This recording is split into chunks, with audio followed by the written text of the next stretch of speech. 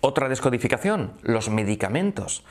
Las personas que fallecen o intentan quitarse la vida con medicamentos, con pastillas, ingieren una gran cantidad de medicamentos porque con ello piensan que van a desaparecer, van a quitarse de en medio. En muchos casos, pues lo consiguen. ¿Qué representan los medicamentos?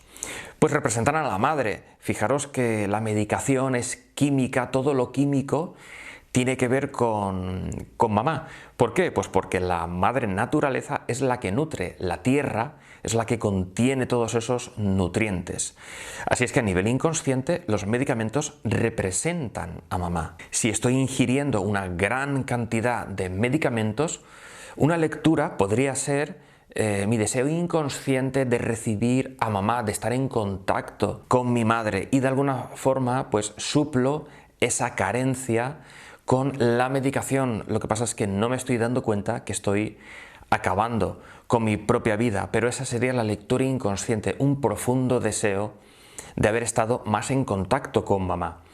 Tal vez puede ser también todo lo contrario, una madre excesivamente tóxica, una madre ausente, es decir, lecturas muy similares a las que hemos hablado del fuego, que representaría al padre, pero en este caso enfocado con la madre. Por lo tanto, medicamentos sería igual a conflictos con la madre o con la persona que hizo ese rol materno. Vamos con otra descodificación. Un tiro en la cabeza. ¿Qué representaría esas personas que deciden quitarse la vida dándose un tiro, un disparo con una pistola en la cabeza? Pues fijaros la parte del cuerpo que eligen para suicidarse, la cabeza. ¿Qué representa la cabeza? La cabeza representaría al cabeza de familia, al cabeza de clan. ¿Quién es el cabeza de familia? Durante siglos y milenios, pues ha sido el padre. Por lo tanto, mi cuerpo ya está representando de una forma inconsciente, sin darme cuenta, ya estoy indicando con qué persona tengo el conflicto. En este caso sería con el padre. Y vuelvo a decir lo que he dicho antes, con el padre o con aquella persona que hizo ese rol paterno, que puede ser el abuelo o puede ser incluso un hermano mayor que tuvo que hacer de padre de esta persona que desgraciadamente decide quitarse la vida a través de ese disparo en la cabeza sin darse cuenta.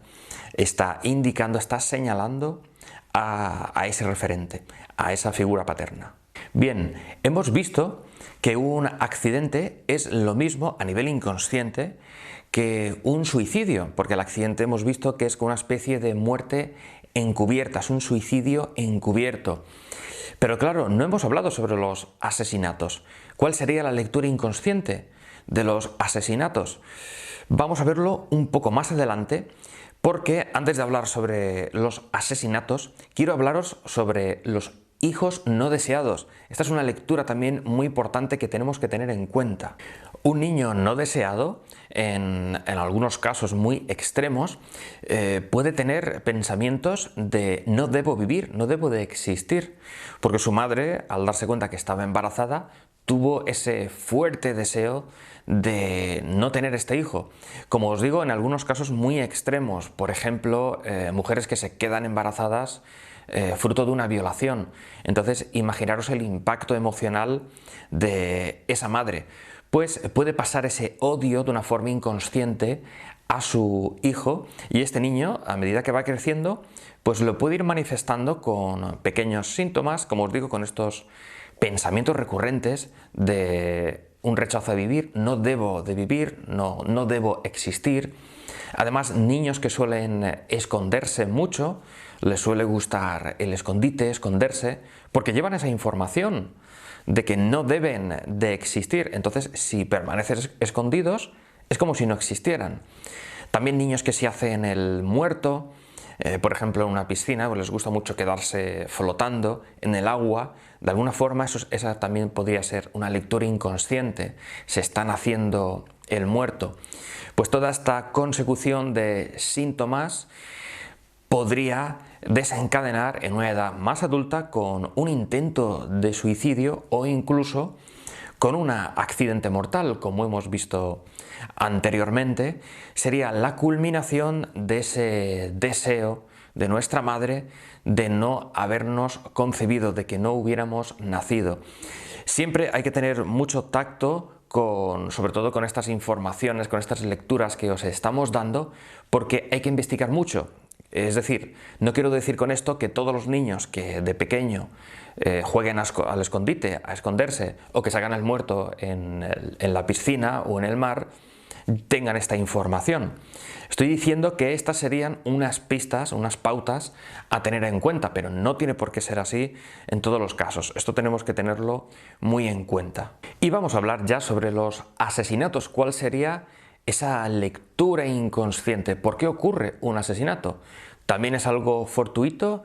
¿Es una mala suerte? ¿O también es algo que esté escrito? ¿También esa persona asesinada de alguna forma esté heredando esa información de un ancestro que tal vez falleció en un dramático accidente? ¿O tal vez se quitó la vida y este descendiente está repitiendo el patrón, en este caso a través de un asesinato? Pues os podemos decir ya que a nivel inconsciente es exactamente lo mismo un suicidio que un fallecido por accidente de tráfico, es decir, por accidente, que un asesinato. Por lo tanto, es lo mismo suicidio que accidente que asesinato. Esas tres muertes al final son muertes dramáticas. Esa es la lectura inconsciente, es lo mismo. En los tres casos se contemplaría como suicidio. Daros cuenta, para entenderlo un poco mejor, que con lo que os tenéis que quedar es con la impronta emocional, con el impacto. Es decir, en los tres casos, si os dais cuenta, son muertes dramáticas, muertes repentinas. Entonces, nos tenemos que quedar con eso. Al final no deja de ser un suicidio.